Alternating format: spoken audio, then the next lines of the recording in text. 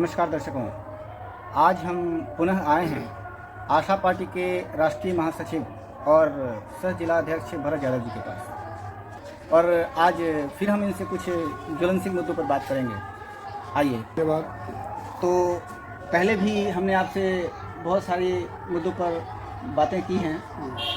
हम चाहते हैं कि कुछ ज्वलनशील मुद्दे हैं। अब आप फील्ड में तो जा ही रहे हैं, आपसे क्या छुपा है, कहाँ छुपा है, आपको भी सब कुछ पता है। उन सब कुछ मुद्दे हैं जिन पर कुछ आप बताइए कि आप जब फील्ड में जा रहे हैं तो किस तरह का मुद्दा आपके माइंड में क्रिएट हो रहा है कि इसको संभालने की ज़रूरत है, इसको सुधारने की ज़रूरत है। जैसे कि सबसे पहला मुद्दा तो आप बेरोज़गारी ही देख लीजिए कि बेरोज़गारी का क्या आलम है। तो बेरोज़गारी पर कुछ अगर बोलना चाहते हैं तो आप बोलिए।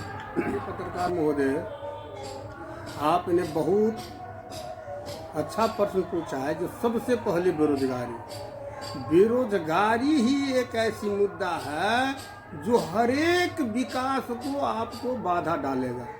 आपके जेब में रुपया नहीं रहेगा तो सब दिमाग आपका चौक कर जाएगा। इस बात को गौर कीजिए। आज जो बिहार इतना पिछड़ गया है उसका एक ही वो कारण है, जो बेरोजगारी। आज तक जितने भी सरकार यहाँ गए हैं आए हैं, बेरोजगारी तो दूर हुआ नहीं, बेरोजगारी बढ़ गया है। इस बात को भी आपको स्वीकार करना पड़ेगा। आज से 15 बरस, 20 बरस, 25 बरस का इतिहास उठा के आप देखिए तो उससे बेरोजगार आदमी बढ़ गया 3 गुना। काम जितना फैक्ट्री चल रहा था और बंद हो गया। तो मान लीजिए काम कमते गया, बेरोजगारी बढ़ते गया। ये कभी बिहार का ये स्थिति को सुधरने देगा बेरोजगारी? इसलिए बेरोजगारी बहुत बड़ी मुद्दा है। इसलिए बेरोजगारी को अगर अखनी जो स्थिति है बिहार की, ये बेरोजगारी का एक ही आदमी ऐसे है महापुरुष, आप सबकी आवाज आशा पार्टी के राष्ट्रीय अध्यक्ष, भारत सरकार के पूर्व केंद्रीय मंत्री आदरणीय रामचंद्र बाबू। वो काफी अनुभवी नेता है। उनके वो जो 28 वर्षों तक प्रशासनिक सेवा किए हैं, 6 गो मंत्रालय का काम उनको करने का मौका मिला। 2005 से 10 तक जो है सो बिहार में जो विकास का गंगा और हरदम चर्चा चलता था, विकास इतना किया। जो उस समय भ्रष्टाचारी, अपहरण, लूट कांड कभी हुआ 2005 से लेकर 10 तक काहे?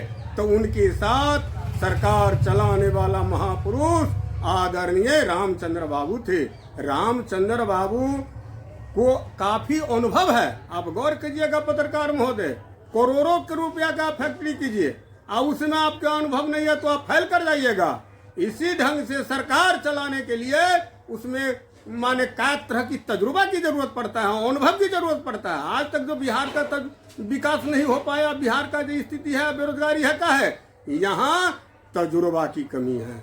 लेकिन बिहार के अंदर एक ऐसे महापुरुष है, आप सबकी आवाज आशा पार्टी के अध्यक्ष आदरणीय रामचंद्र बाबू, जिनको काफी अनुभव है। पूरे बिहार में उनका जोड़ा एक भी नेता बिहार के अंदर, आप पत्रकार महोदय हमको बता दीजिए, जिन्होंने 28 वर्षों तक प्रशासन की सेवा की है, 6 को मंत्रालय में काम किए हैं, बिहार सरकार में सचिव बनने का काम किया, राष्ट्रीय महासचिव बने हैं। उनको काफी अनुभव है। इसीलिए समय की जरूरत है। बिहार को जो अखनी दुर्दशा है उसको सुधारने के लिए एक आशा पार्टी के राष्ट्रीय अध्यक्ष आदरणीय रामचंद्र बाबू हैं, जिनके पास में सब तरह का अनुभव है। यह समय की जरूरत है। हम आपको क्या बतावेंगे, परमात्मा एक न एक दिन जो स्थिति खराब होगा तो अच्छा दिन आने का भी मौका मिलेगा किसी न किसी माध्यम से।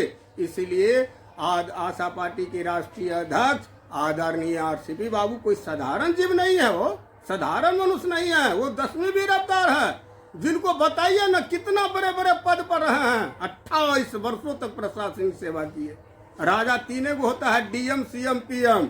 वो डीएम भी रह चुके हैं। अब सीएम बन के बिहार के जो जनता के साथ जो मान लीजिए तरह तरह के समस्या है और बेरोजगारी है, इसके लिए आशा पार्टी के राष्ट्रीय अध्यक्ष आदरणीय आरसीपी बाबू को सब तरह के अनुभव है। अनुभव दुनिया में बहुत बड़का पूंजी है। अनुभव से बढ़ के कोई पूंजी नहीं है। अनुभव नहीं रहेगा तो फेल कर जाइएगा। लेकिन अभी समय की जरूरत है। ऐसे विद्वान आदमी, आरसीपी बाबू संसन विद्वान आदमी को बिहार के कुर्सी पर बैठना जरूरत है। नहीं तो 2047 में जो सरकार, भारत सरकार के जो बोले हैं, जो 2047 में हम भारत को विकसित राष्ट्र बना देंगे, तो पहले बिहार विकसित राष्ट्र होगा तब ना। बिहार विकसित राष्ट्र उसी पर हो सकता है जो बिहार को चलाने वाले महापुरुष, आशा पार्टी के राष्ट्रीय अध्यक्ष आदरणीय आरसीपी बाबू सन विद्वान आदमी, जिनको सारा तजुर्बा और सारा अनुभव है। ऐसे महापुरुष जिस दिन पर मान लीजिए जाए तो सरकार चलाने का जिस दिन इनको पावर मिल जाएगा, और जनता भगवान जिस दिन आरसीपी बाबू को पावर दे देंगे बिहार में, उस दिन देखिएगा बेरोजगारी एक ऐसी मुद्दा है जिसको उखाड़ के फेंक देंगे आरसीपी बाबू। वो कोई साधारण सा जीव है, उनको सब तरह का अनुभव है जो कैसे बेरोजगारी दूर होगा। शिक्षा पे कुछ बोलेंगे? देखिए शिक्षा ये भी एक ज्वलनशील मुद्दा है, बहुत बड़ा मुद्दा है। देखिए शिक्षा का तो और खराब स्थिति है महाराज। शिक्षा का तो इतना खराब स्थिति है जो आपको हम क्या बतावे। आप दूर देहात गांव में जाके देखिए, शहर को तो छोड़ दीजिए, आप देहात में जाके देखिए, जो कहे नहीं बेरोजगारी के कारण हर एक बीमारी, आपको शरीर कमजोर हो जाएगा तो 100 रंग का बीमारी हो जाएगा। वही चीज है बेरोजगारी। बेरोजगारी जो बिहार में है वो हर एक तरह का बीमारी पैदा लिया। अब बताइए गरीब का बाल बच्चा जो है सो सरकारी स्कूल में जो है सो पढ़ता है, नीतीश बाबू थोड़े खिचड़ी खिला देते हैं, क्या खिचड़ी खिलाने से वो बच्चा डॉक्टर इंजीनियर बन जाएगा? नहीं। हमारे आरसीपी बाबू की सोच है, वो विद्वान आदमी है, आरसीपी बाबू की यह सोच है। जब आशा पार्टी की सरकार बिहार में होगा, आदरणीय रामचंद्र बाबू जब बिहार के मुख्यमंत्री बनेंगे, तो देख लीजिएगा उसका गरीब का बच्चा जो ट्यूशन पढ़ाने के लिए 1500 रुपया जो उसको प्रति महीना खर्चा करना पड़ता है, नहीं करना पड़ेगा। वो स्कूल में ही ट्यूशन चलेगा।